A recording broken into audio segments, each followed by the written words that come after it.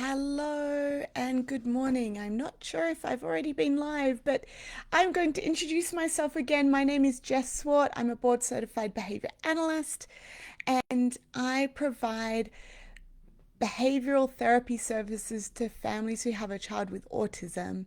And I have been doing this for over 25 years.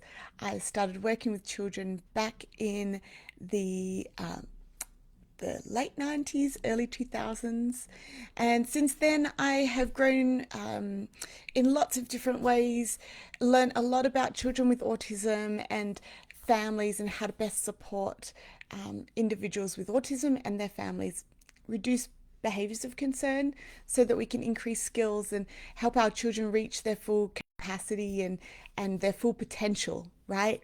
Um, so that's what I'm here for today. I am going to take a minute to check my platform here.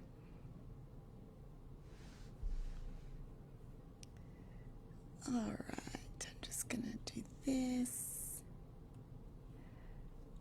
Cool.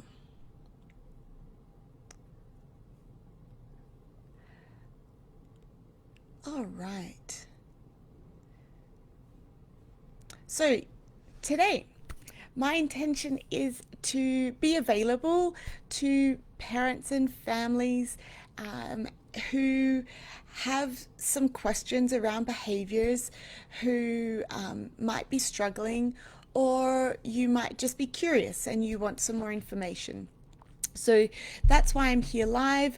I'm doing this on a bi-weekly basis. So if you don't make it today, if you're watching the replay, then just keep in mind I'm here every 2 weeks and I'm here to answer your questions. You can also direct message me through my Facebook page. You can also email me directly. You can go onto my website at the moment. My main website is for my face-to-face services. I'm the same person online and face to face. So if you do go to my EMU Education Parent and Behavior Support website, you will be able to contact me there through my email. And yeah, you might also be already registered for some of my online services and be getting emails from a different email that is J Swart Behavior Consulting. At the moment, there are two options for you, so feel free to email me or message me in any way, shape, or form. I am also on Instagram, but not always the best way to message me. You're probably better with an email or through Facebook Messenger for now. Okay, so today what I like to do is share a little bit more about myself, what my intention is, and why I am doing this. So I started working with children with autism back in the late 90s, early 2000s, and this was a time where I kind of naturally fell into the field of autism. I started to volunteer when I saw a poster at high school. I'm originally from Australia, so in Adelaide, I volunteered for the Autism Association there, and I really loved it. For some reason, I just seemed to be really intrigued by the children within this school holiday program, and I connected quite well with them. There was something that just naturally happened for me where I kind of went very instinctually with strategies or tools or techniques that other people shared with me that seemed to work. So I also found that I loved providing that extra support and helping children to learn or to communicate or to engage, and figuring out different ways to engage with them. I remember working with one boy where, he was nonverbal and very much was happy to be on his own and kind of didn't seem to really engage with others. But some of the ways I interacted with him, I managed to get that engagement and get that interaction. And that was really reinforcing for me. I was like, oh, this is so cool. This child isn't just stuck in their own world, right? He actually did enjoy the interaction when it was in a way that he could engage, right? And a way that was reinforcing for him. And so that really started my journey for the work that I now do with families. It led me to a degree in disability studies, where I got to understand a lot more about the history of disability and how we can empower individuals with a disability to be themselves, how we can teach in a specific way to support neurodiversity and to help neurodiverse brains learn and grow. So this way of empowering individuals who are neurodiverse. That also then led me to doing a degree in education, so learning the typical education, early childhood education ways. But I always fell back to working with individuals with autism and other neurodiverse conditions. So my path continued to lead me in that direction. I then went into working more in the field of behavior and applied behavior analysis back in the day, where there was the intensive ABA model, and that was great learning for me as well. It was in a very the way that I learned to do it was a very ethical. It was a very supportive and not as rigid as perhaps some other ABA practices might have been, but I learned great skills from that. And then that led me down the path of doing behavior analysis. So, as my master's in really getting a deeper understanding of why we behave the way we behave based on the science of behavior, based on the research that has been done over many years. And yes, that's evolved over time, and understanding why we do what we do applies to all of us, right? Not just our children with autism, but us as adults, as individuals who maybe aren't neurodiverse. So it's important to realize that the science of behavior doesn't just apply to individuals who have a disability, it applies to all of us. And this science is used in many ways to support positive workplaces, to help us learn in different ways if we're not picking up certain skills. It helps us to build good habits, to change our own behavior for drug and alcohol addiction, for quitting smoking, for all sorts of things. So it's important to, I guess, remember this has turned into some education about behavior analysis, to remember that there aren't behavior analysis is not just used for working with individuals with autism and disabilities, but it's quite a broad spectrum. And that's where I come from. So that's my perspective. I also,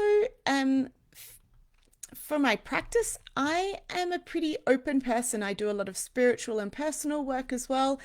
And I look at not just the research of behavior analysis, but also other practices that perhaps don't have that research yet, but aren't going to do harm. It's important that we look at not doing harm, and that we look at, the time and money stresses that might be put in place for other alternative programs. But personally, I feel like if you do your own research and your own analysis on if a particular intervention is helping your child, you're using the science of behavior or the science to determine whether something is working for you and your child. If it has evidence or not, that's okay, as long as it doesn't do harm. That's a really important thing. There are some practices out there that don't have the evidence, and people try them and they do harm. And this is not what we want for our children. Of course, I'm sure you don't want to do harm. So I'm going to finish my little rant around around that for now. I'm going to quickly check my comments. So today I do want to discuss why I do what I do. So why I have started this more online service where I've expanded my services to not just be face to face, but to provide courses and coaching that is accessible all over the world, is because I saw and I'm aware that there are families who are in need who don't get the access that they and the support they need. So there could be a number of reasons for this. It could be that families are on waiting lists. I know there are lots of waiting lists and long waiting lists for service providers. And yes, face-to-face services are really great and very beneficial, but if you can't get that and you're a parent who's really motivated to make a change, to learn the strategies, to learn the way to teach your child, and you want to make that change as soon as possible, because of course the earlier we support our children, the better. But if you're someone who's like that and you're on waiting lists, then you want to have access to some kind of support as soon as possible. And by going through, say, a pre-recorded program that also includes some coaching, some live coaching on the side, you are able to make a significant change for your child, right? You're able to start that process as opposed to just waiting. For some of you, you might be located in remote and regional areas. Perhaps you only have a behavior analyst coming once a month. Perhaps you only have access to a speech therapist or an OT or a psychologist, and they have incredible skill sets and for sure are providing value, but perhaps there's a missing piece there. Perhaps you want something more. Perhaps you are accessing a therapist, but you're not quite happy with that service. Maybe you feel like your child has more potential than they're accessing, right? So a behavior therapist can do that. And sometimes there's a misunderstanding about what a behavior therapist or a behavior analyst does. It's important to know that it's not always about just reducing behaviors of concern. It could be that your child doesn't have high level behaviors anymore, but they're just not learning in the ways you think they can learn, or they're not picking up skills in your other therapy sessions, or through school, or through daycare. And so a behavior analyst can help with that. So we learn very evidence-based strategies for teaching skills. So if you want your child to learn more, a behavior analyst is a really great person to source and reach out to. And of course, everyone is different. You need to find a therapist that fits with you. You need to find a therapist that the philosophy fits with your family values, and can give you the tools that work for you. Sometimes that takes time, and yes, that can be frustrating when it takes time and is difficult. Okay, so for my online services, I provide support for both local families and families abroad. For families who are on waiting lists in remote areas, if you're not happy with the progress you're getting currently for your child. I also feel that for me, a lot of children I work with have so much more potential than is being accessed. To be honest, it really frustrates me when I hear comments that, let's just wait for a little bit to see if as they mature, as they develop, skills come. Okay. I feel that this is a frustrating comment for me because often we find that skills don't just come. Yes, as our children mature and develop, we still see an increase in their skills, right? Because if there's a developmental delay, it doesn't mean they're not developing, it just means that it's delayed and it takes longer. And that's important to recognize. But in the same way, I feel like we're not doing our children a good service to just wait and see. There is a lot we can do. There is also a balance between putting a lot of pressure and intensity and, drilling our children, like doing too much therapy is a thing, but doing nothing is also not doing is doing a disservice to our children because we want to build their capacity. And if there is a delay there, then we need to support them in a different way to what perhaps they are typically getting at a childcare center or at a school. So I'm a firm believer in that we can always do something. We can always help our children do better, and we can do better to support our children. I remember a parent that I worked with once talking to me about this, and she was a really strong advocate for her son, and she told me that she wanted her son to learn the skills. She wanted her son to learn as much as possible because that meant he would have choice, right? She wanted him to learn social skills. She wanted him to learn, for her example, she's like, I want my child to learn to give eye contact because then once he learns that that's the way to engage socially, he can choose to give eye contact or to not give eye contact, right? So he has the choice. And it wasn't, forcing him in a really like rigid and forceful way. It was just teaching him to understand that this is what we do when we interact socially. You can choose to do that or not, but get used to it because that's what is kind of expected in our society. That's just one example.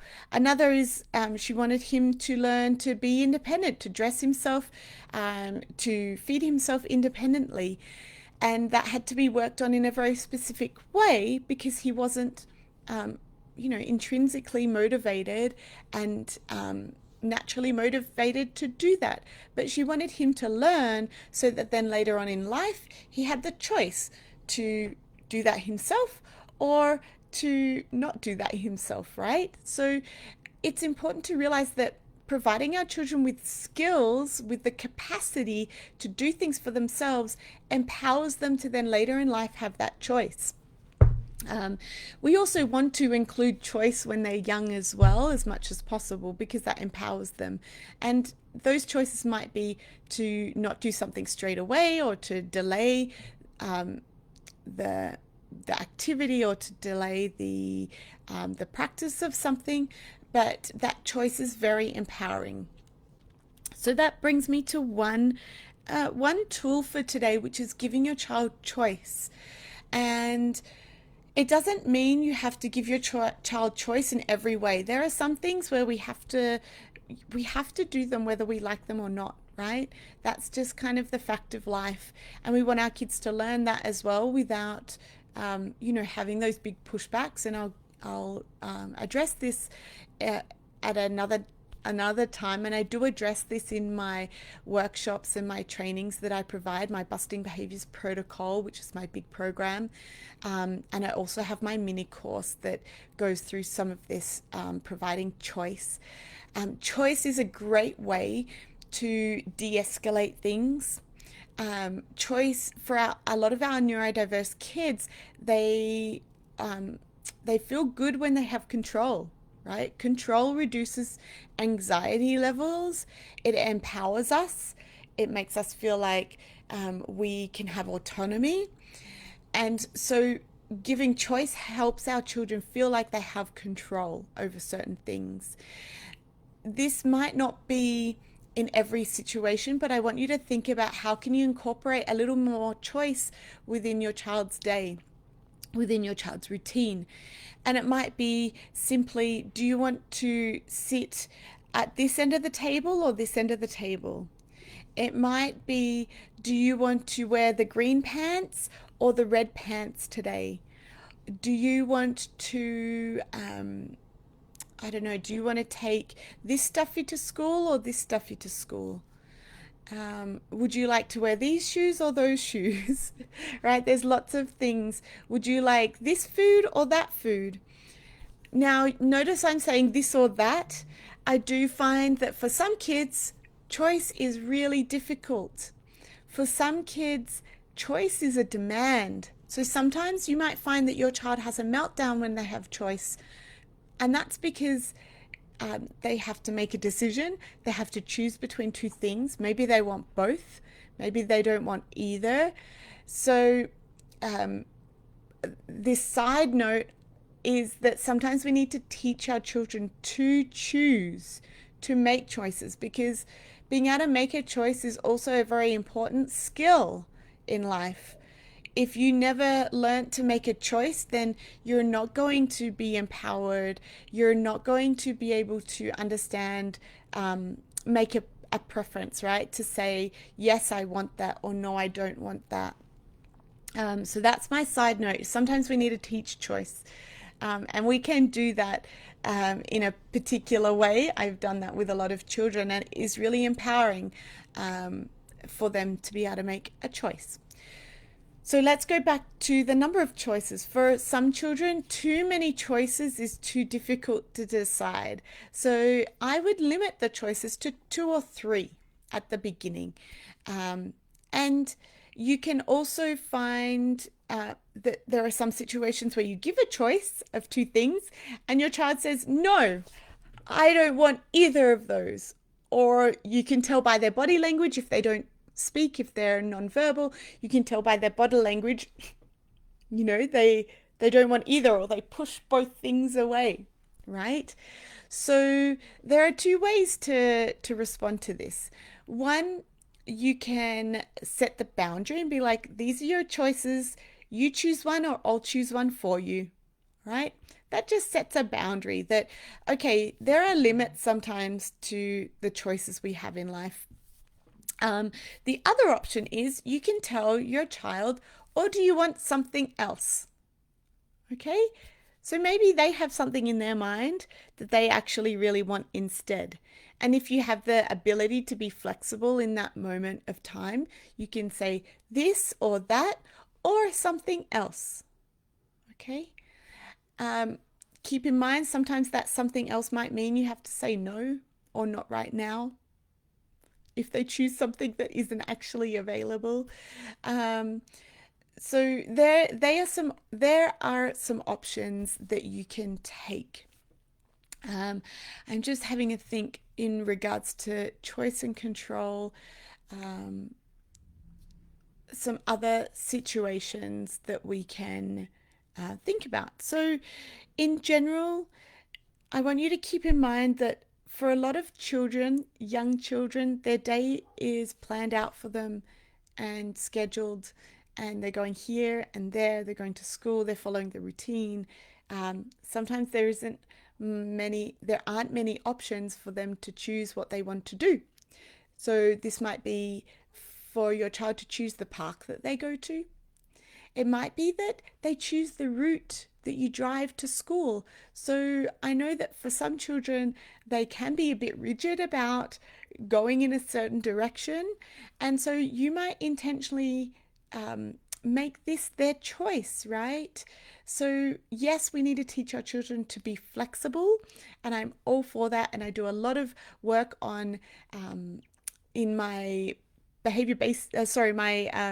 busting behaviors protocol. I have a specific module all about teaching children to cope with change and being flexible. So I'm 100% supportive of teaching our children to be flexible. Ultimately, that helps us to be happier because we don't get so stressed and anxious about changes, which are just what happen in life. So but in some situations, you might choose to give your child control and a choice over what over being rigid, right? And not being flexible, or give them a choice to go the way they want to go. So that could be a way you give them choice and control in a situation. Um, Okay, I'm going to leave that there. I'm going to leave you to have a think about ways you can provide your child with more choice within their day, within their routines, within within school, within home, within the way they engage. And that means that we are a bit more flexible, right? We allow for that those changes or those different situations. We might need to think a little bit more about how we can provide choice to our child, and make this really a natural part of the way you engage with your child. I know within my sessions, I very naturally am offering like this color marker or this color marker. Do you want to sit here or do you want to sit there? What do you want to choose out of the toy box in the after we do our work or our practice? So that's very much embedded within the way that I engage with children in a daily basis in my sessions. Okay, next I'm going to finish this live with just a quick review of um, the reasons why behaviors occur. So it's important to remember that behaviors of concern aren't occurring because your child wants to irritate you. Okay, they don't intentionally want to upset you or annoy you or make you angry. It might feel like it though, and this is because it's likely if you feel like they're trying to engage in a behavior to get your reaction, that's what they're trying to get. They're trying to get a reaction. They're trying to get attention. They find it entertaining, right? Not entertaining in a malicious way, but entertaining in a like, oh, there's some cause and effect here. Oh, look at what I can do to like change this environment. Oh, look at the control I have. I can do this and I get this reaction from my parent. I can do this and I get this reaction from my caregiver, maybe from the babysitter, maybe from the nanny, maybe from an educator at daycare or at school. So keep in mind that when you feel like they're really doing it intentionally, I want you to change that mindset. I want you to think, okay, they're not doing it intentionally. They're doing it to get something out of this. They're doing it to get a reaction. And that's because they get some feedback from that. They get some attention. They get some interaction. And that interaction, that attention, that feedback could be negative, could be positive. It doesn't really matter, right? They're just trying to get some feedback. So keep in mind that could be the reason. So I want you to have more understanding when your child is engaging in a behavior that you feel like is to just push your buttons. Know that it's not just to push your buttons, it's to get some feedback, some reaction from you. So they're trying to get that reaction. They could be also trying to avoid certain things. Their behaviors might be to avoid your attention. It could be to get other kids away from them when they're trying to play with toys. It could be to avoid a demand. And keep in mind, a demand could be lots of different things.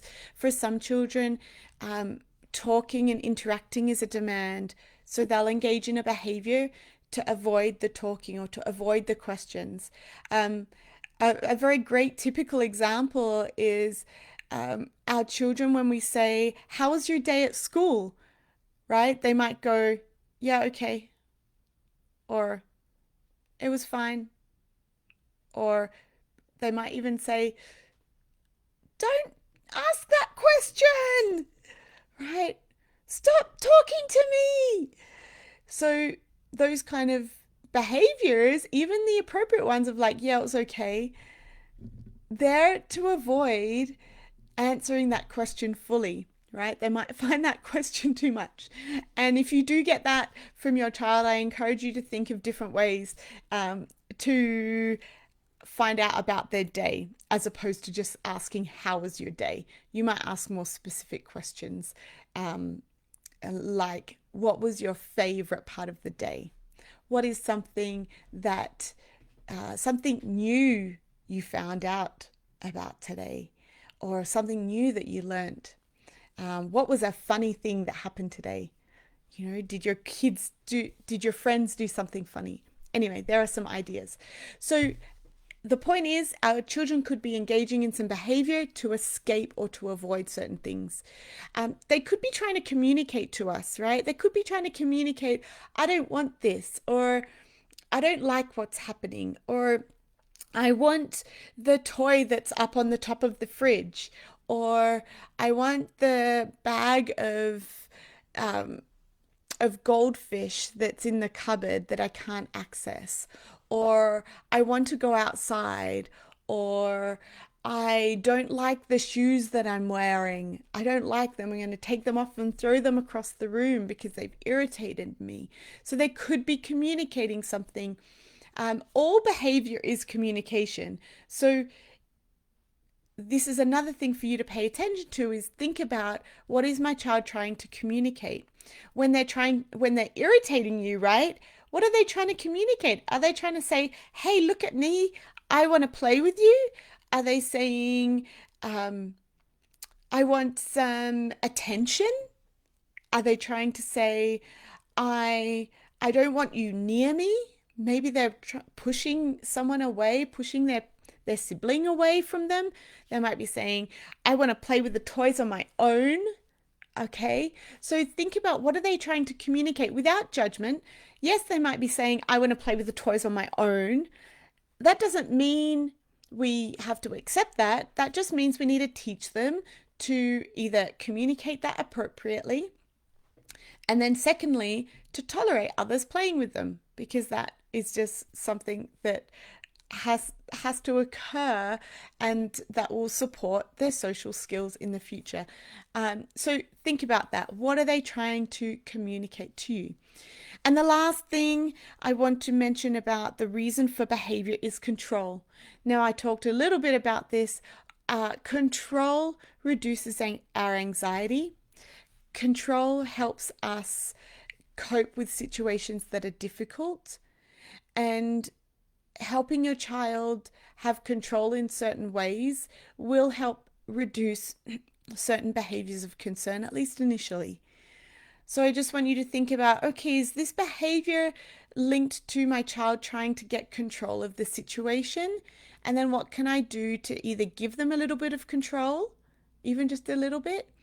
And that might mean you backing off a little bit on your expectations. But then secondly, how am I going to teach them to let go of having control? And that's to do with improving flexibility, right? So a lot of things come back to our children trying to get control of a situation. And keep in mind that control reduces that anxiety that we might have. Think about yourself. I think I mentioned this my last live, thinking about situations when you don't have control and how that feels, right? And how much you try to get control back. So you might be someone who also has to work on that yourself, right? Letting go of control of situations. Often in the entrepreneurial field, we start our own businesses because we like to have control of everything, and we like to be able to manage things and for things to go in the direction we want to go in, but it doesn't always work like that. So as adults and as professionals, we need to learn to let go of some of that control so that we can free up ourselves, so we can reduce our anxiety, so we can have a happier life. Okay, I am going to end there. Thank you for watching. If you're watching the replay, I will see you in another 2 weeks, and same time, same place, likely. Actually, I might not be in the same place. I might be somewhere else, but I will meet you live in 2 weeks' time. Thank you for attending, and I'll see you soon.